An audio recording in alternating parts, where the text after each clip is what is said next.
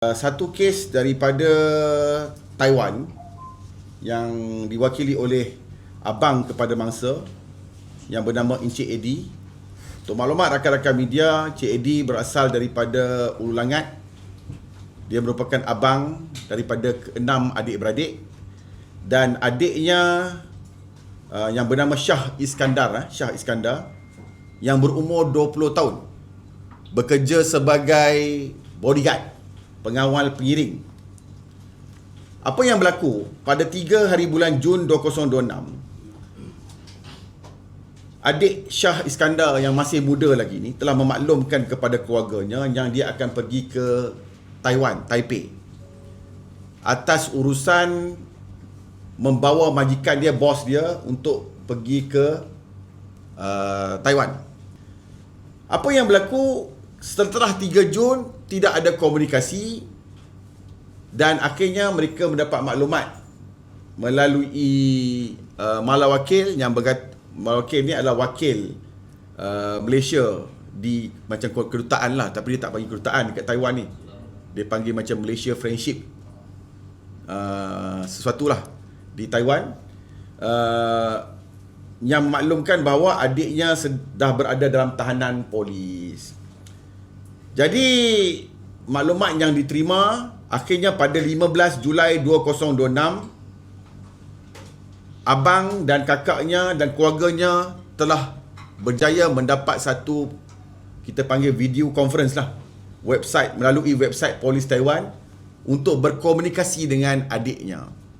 Daripada perbualan di antara abang dia dengan adik tadi, dia menceritakan beberapa kronologi lah. Antaranya adik dia pergi ni untuk tujuan escort, di mana bos ataupun majikan dia bagi 3 keping kad untuk buat withdrawal, dan dia baru keluarkan satu kad buat withdrawal. Kemudian dia ditahan oleh polis. Dia ingat ke dia nak kena samun? Rupanya itu adalah polis yang tahan Shah Iskandar. Dan dimaklumkan juga oleh abang dia bahawa kad kedua dan kad ketiga itu dikeluarkan sendiri oleh polis berkenaan. Jadi apa yang berlaku dalam tempoh 3 Jun hingga 15 Julai 2026 ni, mangsa adik Shah Iskandar ni telah dibawa ke mahkamah 2 kali. Saya percaya mungkin kali pertama tu riman lah, dan kali kedua tu sebutan kes, dan dia telah diminta untuk mengaku salah. Maklumat yang diterima oleh adik dia sendiri, betul? Adik dia telah diminta oleh pihak polis berkenaan, oleh pihak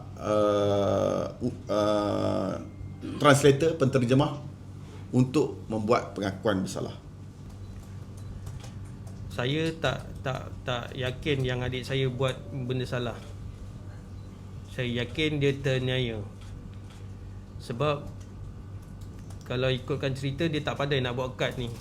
Dia tak tahu selok-belok kad ni. Cuma bos yang bagi kad kepada dia untuk keluarkan duit. Di situ nampak dia terniaya. Saya datang jumpa MHO, minta bantuan supaya ada ruang untuk bantu adik saya di sana. Ada pihak yang memaksa dia untuk mengaku bersalah. Pihak berkuasa ataupun Pihak berkuasa, translator dan lawyer sana pun minta dia mengaku bersalah supaya hukum dia dipercepatkan. Kita dah cuba cari, tapi kita tak dapat nak detect majikan yang baru dia bekerja ni. Bos dia pun kita tak kenal. Dia dapat maklumat kata daripada Wisma Putra ada 700 kes di Taiwan. Saya pun terkejut. Saya pun tak sangka banyak tu. Saya pun tak terfikir macam tu. Jadi maknanya kalau betul lah 700 nya, serius sebenarnya ni masalah kes-kes yang berada di Taiwan ni. Kita serius. Jadi kita nak kena highlightkan kepada Malaysian yang bahawa berhati-hati lah. Jadi nak tak nak, kita akan mengumpulkan semua mangsa-mangsa yang anak dia di Taiwan ni, untuk sama-sama kita bawa keluarga mangsa untuk pergi ke kedutaan Taiwan untuk meminta bantuan ataupun mencari solusi terhadap isu ini.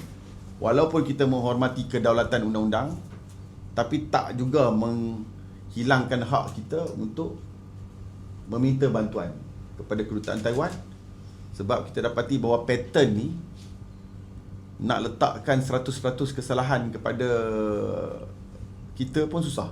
Sebab kebanyakan saya rasa mereka ni adalah mangsa eksploitasi daripada sindiket, dan mereka dijadikan sebagai mangsa ataupun proksi, dipergunakan, dieksploitasikan oleh sindiket. Sindiket yang sebenar tak kena apa-apa, mastermind tak kena apa-apa, yang kena ni hanyalah orang-orang bawah ni, anak-anak orang miskin ni, orang susah ni. Mereka ni yang kena untuk hadapi pendakwan.